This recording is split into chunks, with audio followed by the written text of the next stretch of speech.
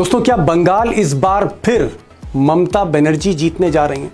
और क्या बंगाल की जनता ने रिकॉर्ड वोटिंग करके, ऐतिहासिक वोटिंग करके मोदी शाह के असली गेम प्लान पर पानी फेर दिया है?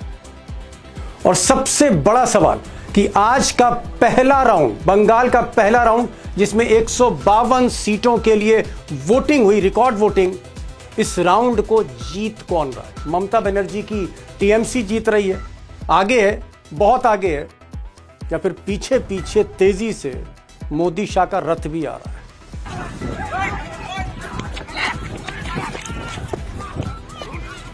अब ममता बनर्जी की क्या स्ट्रैटेजी रही? क्या आज भी ममता बनर्जी के लिए लोग रिस्क लेकर पोलिंग बूथ पर बटन दबाने गए? इस पर तो मैं आगे बात करूंगा, लेकिन पहले जरा मोदी और शाह, गुजरात लॉबी का आज का गेम प्लान जान लेते हैं। दोस्तों, सच्चाई यह है कि अमित शाह के लहजे में कोई भी बदलाव नहीं आया है, बल्कि मैं तो यूं कहूंगा कि लहजा पहले से ज्यादा गर्म था। और जिस वक्त वोटिंग चल रही थी, अमित शाह दूसरे फेज में भाषण दे रहे थे और कह रहे थे, उनका लहजा सुनिए देश के गृह मंत्री का, कि अगर 29 तारीख को ममता बनर्जी के कार्यकर्ता यानी गुंडे अगर घर से निकले, उल्टा कर कर लटका दे, उल्टा कर कर लटका दे। या मैं नहीं कह रहा हूं, देश के गृह मंत्री कह रहे हैं, कैमरे पर कह रहे हैं, सुनिए जरा। मैं दीदी के गुंडों को कहकर जाता हूं, 29 तारीख को घर के बाहर मत निकलना। आराम बाग वालों को परेशानी की तो 5 तारीख के बाद उल्टा लटका कर सीधा करने का। तो एक तरफ अमित शाह का लहजा गर्म था, जो आपने सुनी लिया, दूसरी तरफ मोदी जी जो थे वो अपना हिंदुत्व का पुराना कार्ड खेलते हुए दिखे। जिस वक्त वोटिंग पड़ रही थी उस वक्त मोदी हावड़ा में थे, बेलूर मठ में थे। बड़ा फेमस बेलूर मठ है, हुगली नदी, गंगा नदी के किनारे, और वहाँ पर वो साधु संतों से मठ में मिल रहे थे। बड़ी बात यह कि मोदी जिस वक्त साधु संतों के साथ थे और वोटिंग चल रही थी, देश का सारा मीडिया यानी गोदी मीडिया अपने टेलीविजन पर लाइव कवरेज दिखा रहा। असर समझ ही सकते हैं आप। अब दोस्तों, इसमें कोई शक नहीं कि मोदी और शाह ने आसमान के नीचे जितनी भी तिगड़मबाजी हो सकती है, सारी तिगड़मों को आजमाया है। वो चाहे इलेक्शन कमीशन हो, वोटर लिस्ट में नाम काटना हो, सीआरपीएफ, सेंट्रल पैरामिलिट्री फोर्सेस, उनको भारी संख्या में खासकर मुस्लिम पॉकेट्स में तैनात कर देना हो, या फिर ममता बनर्जी के चीफ सेक्रेटरी, डीजी, तमाम की ऑफिसर्स को बदल देना हो, ये सारा गेम खेला। पैसे की तो बात ही छोड़ दीजिए आप। इस पर मैं बात करूंगा कि किस तरह से एड़ी चोटी का जोर लगा रखा है, और क्या एड़ी चोटी का जोर लगाने के बावजूद गुजरात लॉबी जीतेगी, या ममता बनर्जी, टाइग्रेस ऑफ बंगाल, भारी पड़ेंगे। इस पर मैं आऊँगा, काफ़ी डिटेल्स भी आपको देने जा रहा हूँ, एक्सक्लूसिव। लेकिन पहले आज जरा बात कर लें कि आज की हाईलाइट क्या रही। अब दोस्तों, बंगाल का ये जो क्रूशल इलेक्शन, असेंबली इलेक्शन है, जो जीता वही सिकंदर। ममता जीती तो फिर विपक्ष हावी होगा, मोदी हारे तो फिर उल्टी गिनती शुरू होगी। बंगाल विधानसभा में कुल 294 सीटें, 294 सीटें हैं, बड़ा स्टेट है। आज पहले फेज़ की वोटिंग थी जिसमें 152 सीटें थी। दूसरे फेज़ की, फाइनल फेज़ की जो वोटिंग है 29 अप्रैल को है, जिसमें 142 सीटें हैं। अब 5 बजे तक का आंकड़ा अभी तक आया है, तकरीबन 90%, 90% वोटिंग हुई। और ये 90% वोटिंग आप मान सकते हैं एक ऐतिहासिक वोटिंग है। 1996 का रिकॉर्ड तोड़ा है इस बार की वोटिंग ने। और जाहिर तौर पर ये जो बड़ा हुआ वोट है, क्या ममता बनर्जी के खाते में गया या उसको गुजरात लॉबी ने छीन लिया? इस पर भी मैं आगे बात करूंगा। अब दोस्तों, पश्चिम बंगाल का ये नक्शा देखेंगे तो उत्तरी बंगाल है, जो नॉर्थ बंगाल है, वहाँ बीजेपी को एज है, इसमें कोई शक नहीं। और पिछली बार भी अच्छी परफॉर्मेंस दी थी। जंगल महल, पुरुलिया, बांकुरा, इन इलाकों में क्लोज फाइट है, लेकिन बीजेपी को एज है। लेकिन मुर्शिदाबाद, मालदा, बीरभूम, जो मुस्लिम पॉकेट्स हैं, वहाँ पर टीएमसी की तूती बोल रही है। और हो सकता है कि बीजेपी को ज़्यादा नुकसान सीपीएम और कांग्रेस यहाँ पर करें। ईस्ट मिदनापुर और नंदीग्राम की जो बेल्ट है, यहाँ पर भी ममता बनर्जी ठीक ठाक पोजीशन में, हालांकि बीजेपी वहाँ भी चुनौती दे रही है। सबसे बड़ा पहलू ये है कि जो माइनॉरिटी वोट्स हैं, जो मुस्लिम वोटिंग जिसको रोकने की, डराने की, उनके वोट काटने की कोशिश हुई थी, उनका बहुत हैवी टर्नआउट है, बहुत हैवी टर्नआउट है। और ये एक तरह से एडवांटेज जो है वो टीएमसी है, ममता बनर्जी है। अब सीटों का प्रेडिक्शन तो नहीं किया जा सकता, लेकिन तकरीबन 60-65 सीटों पर, बल्कि और ज़्यादा 65 के आसपास भारतीय जनता पार्टी का दबदबा रहा। लेकिन ममता बनर्जी 70 से बल्कि 80 तक, 70 to 80 सीटों पर काफ़ी कंसोलिडेटेड पोजीशन में वो दिख रही हैं। और अगर ये आप कह सकते हैं 70-80 सीटें उनके खाते में जाती हैं, तो फिर ममता बनर्जी फिर से सरकार बनाएंगी, इसमें कोई संदेह नहीं होना चाहिए। अब दोस्तों, सबसे बड़ा सवाल जो आप जानना चाह रहे हैं कि पहला राउंड किसके नाम, कौन जीता पहला राउंड, जाहिर तौर पे जवाब मुश्किल है। और इसलिए आज मैंने एक बहुत ही सीनियर पत्रकार, बंगाल के सीनियर पत्रकार जो कोलकाता से लाइव हो रहे हैं, प्रसून आचार्य, हमारे चैनल पर अक्सर आते रहे हैं।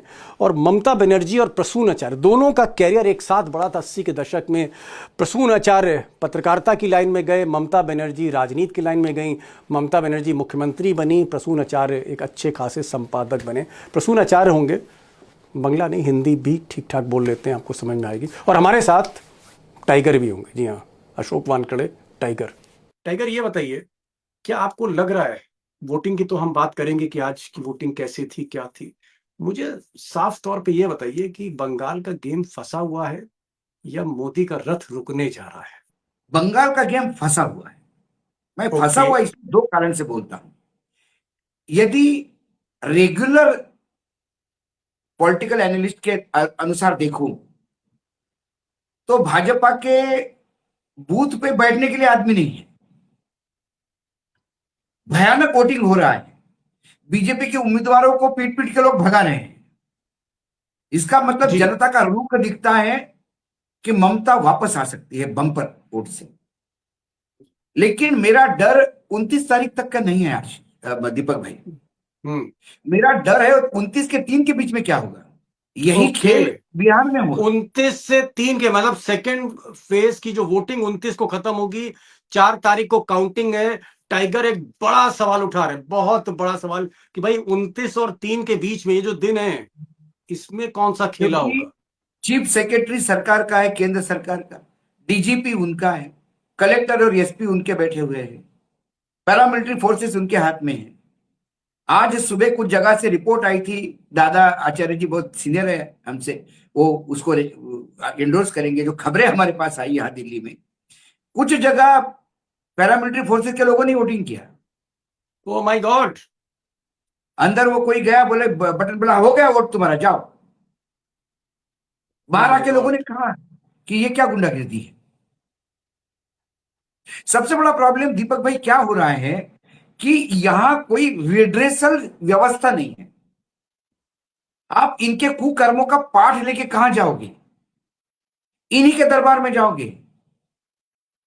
रावण ने सीता का हरण किया, यह बताने के लिए रावण के दरबार में जाना होगा क्या, न्याय मांगने के लिए? सवाल यह है, न्यायपालिका के पास जाओगे तो वो चुनाव आयोग का सुरक्षा कवच बन के बैठा हुआ है। 34 लाख वोटर, पता नहीं उनको वोट क्यों नहीं डाल रहे हो। 19 ट्रिब्यूनल ने 1000 भी लोग सत्यापित नहीं किए। उसमें से पूरा पहाड़ खोद के क्या निकला, तो 134 लोगों को वोट देने का अधिकार दिया इन्होंने। 34 लाख लोग इसलिए वोट नहीं डाल रहे क्योंकि उनकी सुनवाई नहीं हो रही है। पति पत्नी बेटी तीनों गए, नोटिस मिले तो तीनों को बोला डॉक्यूमेंट दो, तीनों ने पासपोर्ट जमा किए, तीनों के। पति और बेटी वोटर है, पत्नी नहीं है, क्योंकि पत्नी सीपीएम की पंचायत सदस्य है, ग्राम पंचायत की। एक बीएलओ का ही नाम नहीं है। ये तो मैं चंद उदाहरण दे रहा हूं आपको जी। तो ऐसे जी, मैंने आपको कल भी कहा था, इसके बावजूद यदि ममता सत्ता में आता है, मुझे ये मायना नहीं है मुझे कि ममता की सीट बढ़ती या कम होती है। ममता सत्ता में वापस आती है तो 29 चला गया, क्योंकि बंगाल से लोग सुनेंगे। आज कर्नाटक के बेंगलोर में बहुत बड़ा एक अधिवेशन हो रहा है। सारे सिविल सोसाइटी के लोग इकट्ठा हो गए to show the solidarity with the people of Bengal. Bengal के लोगों के संघर्ष के लिए साथ एसआईआर के खिलाफ तारा राव ने बहुत बड़ा सम्मेलन वहां आयोजित किया है। तो यदि बंगाल में ये होता है तो आम जनता को अलग अलग राज्यों में उत्साह होगा कि नहीं, हम इनके तमाम टूल किट्स के बावजूद भी इनको खत्म कर सकते हैं। ममता की सीटें कम होगी तो मुझे दुख नहीं होगा और मुझे बुरा भी नहीं लगेगा, क्योंकि ईडी, सीबीआई, इनकम टैक्स, न्यायपालिका, चुनाव आयोग, इन सबसे जी ममता लड़ रही है। बीजेपी का तो नंबर बाद में आता है इनके। इस पूरे जी मैच में बीजेपी तो एक्स्ट्रा प्लेयर है। आ रहा हूँ टाइगर आपके पास आ रहा हूँ, जरा आचार्य साहब के पास आ जाऊं। आचार्य साहब, आप तो भाई 30-35 साल की रिपोर्टिंग चल रही है आपकी बंगाल में। कसुंदा, मुझे एक चीज बताइए कि भाई टाइगर ने भी कहा कि ईडी उनकी इनकम टैक्स, उनका पैसा वो रोक रहे हैं, और उधर इलेक्शन कमीशन वोटर लिस्ट को उसने एकदम फाड़ के फेंक के नई वोटर लिस्ट बना दी, आधे से ज्यादा वोटरों को किनारे कर दिया। और आज सुन रहे हैं कि पैरामिलिट्री का खेल चल रहा है। अभी तक तो हम ईडी सुन रहे थे, इलेक्शन कमीशन सुन रहे थे, अब हम पैरामिलिट्री सुन रहे हैं। तो क्या पैरामिलिट्री का दबाव आज आपको दिखा? और क्या जो रिपोर्ट्स आ रही हैं पूरे बंगाल से, क्या जो ममता बनर्जी का जो काडर है, जो दबंग काडर है, क्या उसको खुलकर सड़कों पर नहीं निकलने दिया गया? दादा। ना एक चीज है, नंबर वन, अशोक जी का साथ थोड़ा सा सहमत हूँ, थोड़ा सा असहमत हूँ। एक दो जगह ऐसा घटना घटी, लेकिन लोगों का मन में जो डर था, खास तरीका से मुर्शिदाबाद जिला और मालदा, मोथाबाड़ी, शमशेरगंज, फरक्का जहाँ हुआ था, पहला मिलिट्री मुसलमान लोग को वोट में रोक देगा, लेकिन ऐसा हो नहीं पाया, क्योंकि ग्राउंड में इतना लोग, जो लोग वोटर का लिस्ट से डिलीट हो गया, वो लोग भी गांव का ही है भाई, वो गांव में खड़ा होता हुआ है, वो घर का लोग जा रहा है, इतना ज्यादा वोटिंग हो रहा है। और आज दावा करके बोल सकता है सीट जरूर कम हो सकता है, ममता बनर्जी वापस आ रहा है, ये बात पक्का है। और हम मंत्री का नाम तो नहीं बताएगा, इस बीजेपी का बंगाल का एक सीनियर मिनिस्टर इसको कंफर्म कर चुके हैं जो आ रही है ममता बनर्जी, और उसका सीट ट्रिपल डिजिट, मतलब 100 सीट तक जा पाएगा कि नहीं पाएगा, इसके लिए चिंतित है अमित शाह। उसका इतना ब्लड प्रेशर बढ़ गया है, लोगों को लेकर के वो मीटिंग करके बुला रहा है जो हमको किसी प्रकार से 115 सीट लेके दो, चूंकि उसका बाद हम सरकार किसी प्रकार से बना लेगा। और ईडी सीबीआई का दावा इसलिए है, चाहे सुजीत बोस हो, चाहे रतिन घोष हो, चाहे देवाशीष कुमार हो, कई मंत्री और एमएलए का ऊपर, क्योंकि चुनाव का बाद तुम लोग स्विच करो मेरा तब। लेकिन ममता बनर्जी ऐसा एक्सपीरियंस है अभी इंडिया में, अगर मान लो 155 सीट भी आ सकता है, तब भी सरकार 2 दिन में देखोगे 180 का एमएलए उसका पीछे खड़ा हो जाएगा। बंगाल स्प्राइट और बंगाल का अस्मिता अचानक 10 दिन में परिवर्तन हो चुका है। बंगाली मिडिल क्लास जो भद्रलोक है, ममता का इतना 15 साल का एंटी इनकम्बेंसी, आरजीकर वाला मामला, नौकरी जाने वाला ममता का खिलाफ हो चुका था, अपर कास्ट भद्रलोक वाला, वो लोग भी सोच रहे हैं ना, इस बार तो किसी प्रकार से ममता बनर्जी को ही हमको लेके आना है, नहीं तो गुजराती का हाथ में पावर चला जाएगा। ये अचानक परिवर्तन हमको देख रहे थे गांव में। ओके। प्रसूनदा कह रहे हैं कि भाई ऐसा है, मामला भले फंसा हो, लेकिन अल्टीमेटली बीजेपी का भी मानना है कि कहीं ना कहीं जो लोगों की सिंपैथी है, जो लोग ममता बनर्जी से नाराज थे, उनके स्टाइल ऑफ गवर्नेंस से नाराज थे, वो भद्र लोग भी, वो बंगाली भी कहीं ना कहीं ममता के साथ है। क्योंकि गुजरात लॉबी सबके दिमाग में, ईडी सबके दिमाग में, इनकम टैक्स सबके दिमाग में, ये जो छापे पड़ रहे हैं सबके दिमाग में, दीदी के साथ जो बदतमीजियां की गई, ए दीदी कान खोल कर सुन ले, ये सारी जो चीजें हैं, कहीं ना कहीं लोग जो है ममता के प्रति एक सॉफ्ट कॉर्नर रख रहे हैं, यानी उनकी हमदर्दी बढ़ी। टाइगर, एक चीज जानना चाहूंगा, क्या आपको लगता है कि गुजरात लॉबी, इसको हमें कम करके नहीं आंकना चाहिए, अंडर एस्टिमेट नहीं करना चाहिए? क्योंकि आप कह रहे थे कि महाराष्ट्र में तो ये जीत ही नहीं सकते हैं, आप कह रहे थे कि महाराष्ट्र में तो जीत ही नहीं सकते, क्योंकि 5-6 महीने पहले जिस तरह से उद्धव ठाकरे और शरद पवार ने नेस्ता नाबूद कर दिया था बीजेपी को, सिंगल डिजिट पे कर दिया था, हमने वहां चमत्कार देखा, हमने हरियाणा में चमत्कार देखा, हमने दिल्ली में चमत्कार देखा। तो क्या आपको लगता है कि गुजरात लॉबी को अंडर एस्टिमेट नहीं करना चाहिए? क्योंकि पर्दे के पीछे ये क्या खेल कर रहे हो किसी को नहीं पता। मैं आपको बता रहा हूं, क्योंकि मैं इसलिए बोल रहा हूं कि इसको अंडर एस्टिमेट नहीं कर जा सकता। क्या केरल में चुनाव होके कितने दिन हो गए? 8 तारीख को वोट गिरा ना केरल का। आज तारीख क्या है? जी केरल का वोट परसेंटेज फाइनल आया किसी के पास? नहीं आया। केरल में कितना वोट हुआ ये फाइनल परसेंटेज आया? 12 दिन नहीं बाद भी आया। नहीं आया। तो इसलिए नहीं आता है कि ये वोट परसेंटेज देंगे तो गड़बड़ हो जाएगी, फिर वोट नहीं बढ़ा सकते। क्या बिहार में हमने नहीं देखा था कि प्रधानमंत्री के रोड शो में स्कूल के बच्चों को खड़ा किया जा रहा था? क्या हमने नहीं देख रहा था कि अमित शाह की चेयर्स खाली होती थी? अमित शाह खुद भाषण में कह रहे कि ये सिक्योरिटी वाले लोगों को आने दो, लोगों को आने दो। क्या हमने नहीं देखा राहुल गांधी और तेजस्वी के लिए कैसा हुजूम उमड़ता था? फिर मत क्यों नहीं आया? ठीक है, लोगों ने ममता जी के लिए पूरा वोट दिया, और यदि ये सारा वोट टूट पड़ता है ममता जी के लिए, मैं मानता हूं कि एक घर में 3 वोट थे, एक का नाम कट दिया, वो 2 लोग गुस्से में देंगे ममता जी के साथ कि उनके मां का वोट कट गया, तो बेटी और पति दोनों ही वोट दे देंगे ममता को। ये प्लस पॉइंट है, मैं मानता हूं इस बात को। लेकिन जहां 37 लाख वोट कटे हैं वो ममता के ही थे।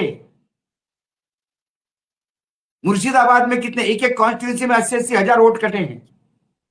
जहां आपका वोट, बड़ी बात है, मैं बोलता हूं कि चलो इसके बावजूद वोट आ जाए।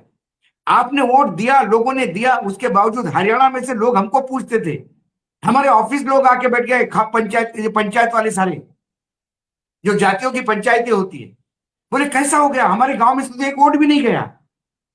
महाराष्ट्र में जिस उम्मीदवार चुनाव लड़ रहा था उसका अपना वोट भी नहीं उसको मिला।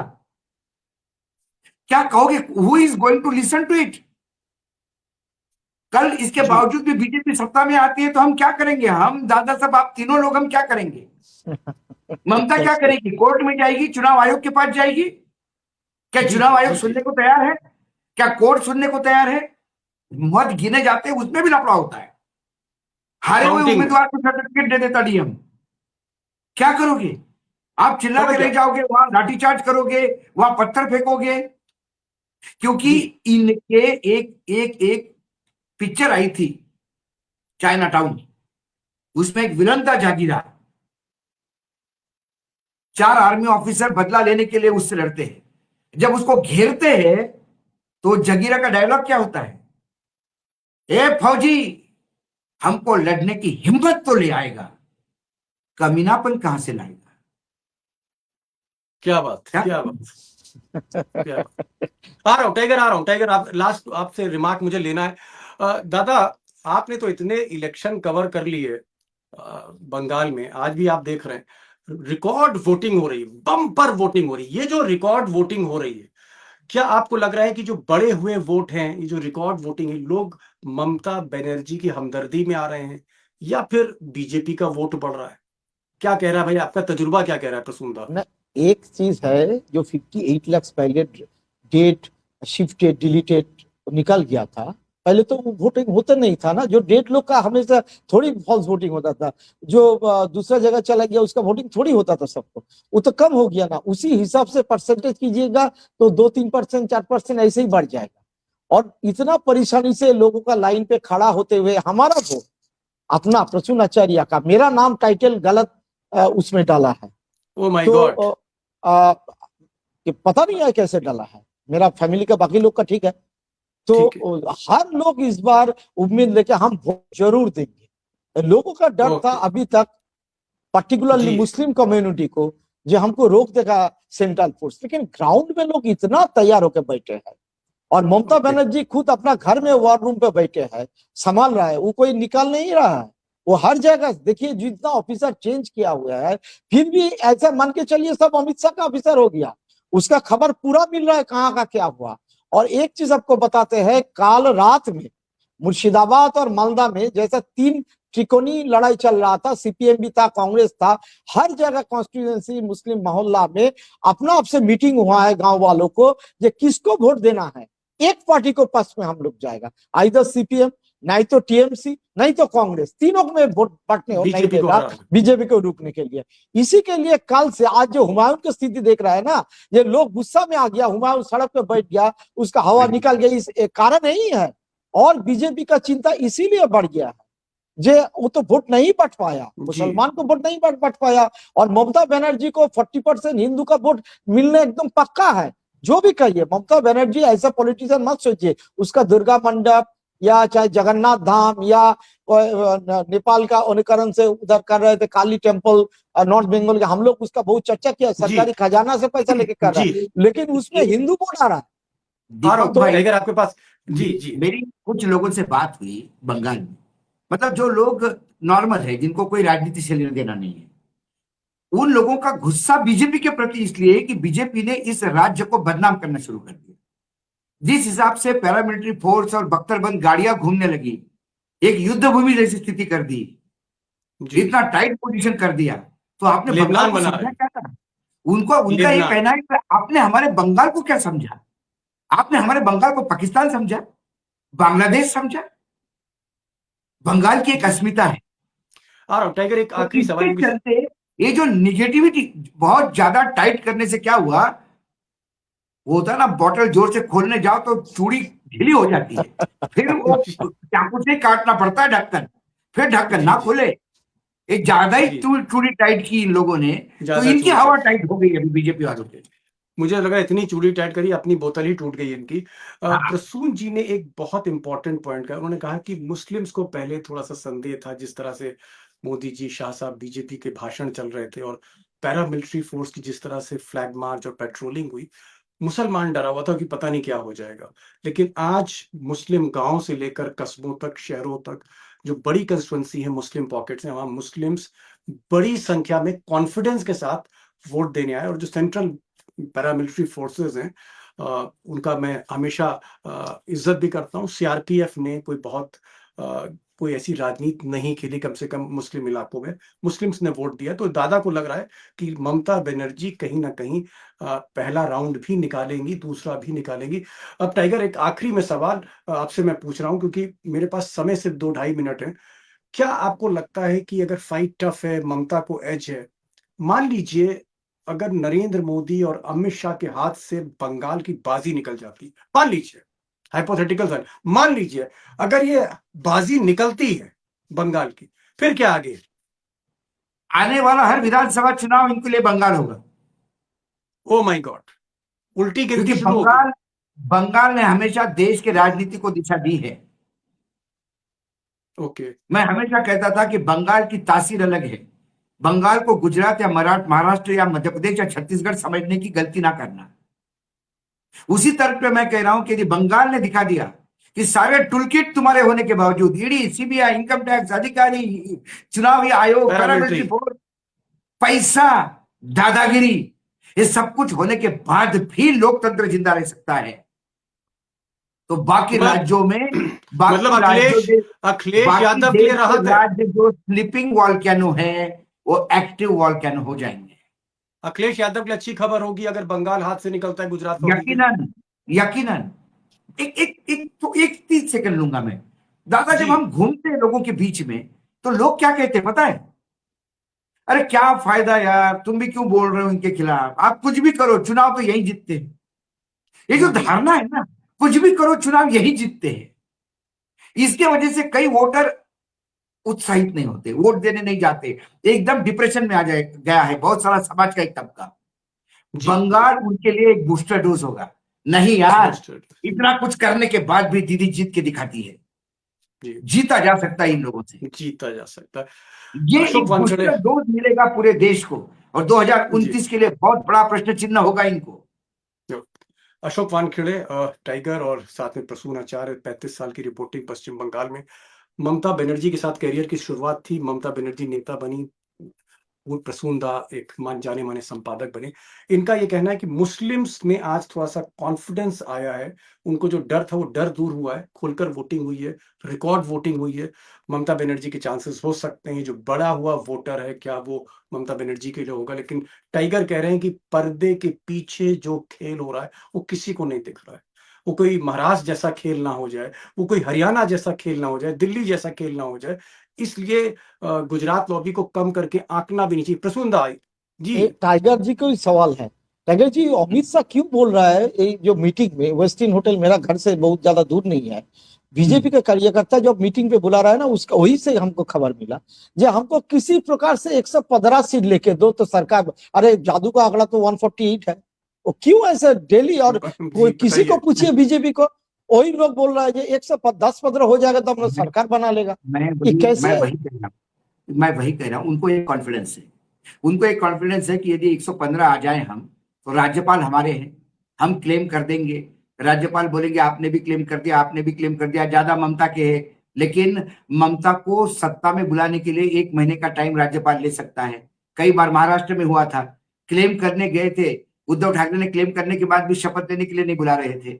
इसी के बीच में हॉर्स ट्रेडिंग कराएगा, किसी का ईडी का केस बताएगा। इन्होंने कम से कम ऐसे कुछ सिलेक्टेड उम्मीदवार ढूंढ के रखे होंगे टीएमसी के, कि जो चुनाव जीतना तय है, चुनाव जीतना तय है, उनका कोई बेटे को उठाओ, उसके दामाद को उठाओ, उसका इधर से छापा मारो, उसका उधर से छापा मारो, और 115 के साथ यदि 20-25 जुड़ जाते हैं तो फिर अपन खेल करेंगे। ये एक उनका सपना है। लेकिन फिर मैं कहता हूं वो बंगाल है, बंगाल। फिर मैं कहता बंगाल की पिछली बार 32-35 लोगों ने ममता को छोड़ के बीजेपी पे कहे, वो सब वापस आ गए, उन्होंने माफी मांगी, वो समझ गए कि बीजेपी के मायने क्या है। नहीं, बड़ी बात है, बड़ी बात है। शत्रुघ्न सिन्हा हो या फिर बाबुल सुप्रिय हो या फिर जो है वो क्रिकेटर आजाद साहब हैं, कीर्ति आजाद हो, सब के सब ममता बनर्जी के पास आके जो कभी बीजेपी में मोदी जी के गोद में बैठे हुए थे। एक बड़ी बात टाइगर ने कहा कि अगर बीजेपी के हाथ से किला निकलता है, ममता के हाथ में किले की चाबी रहती है, तो ये अच्छी खबर अखिलेश यादव के लिए, उत्तर प्रदेश के लिए अच्छी खबर है।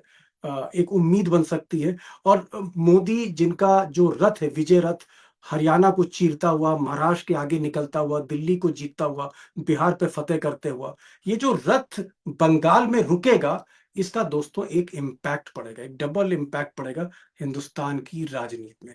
तो ये आप कह सकते हैं डू और डाई इलेक्शन है मोदी और शाह के लिए, लेकिन डू और डाई इलेक्शन ये ममता बनर्जी के लिए भी है। Thank you, Prasoon Acharya, for joining this program. Thank you, Tiger, for joining this program. Thank you, both of you, so much for highlighting जो पर्दे के पीछे था वो आपने सब खोल कर यहाँ बता दिया। Thank you so much. Thank you so much.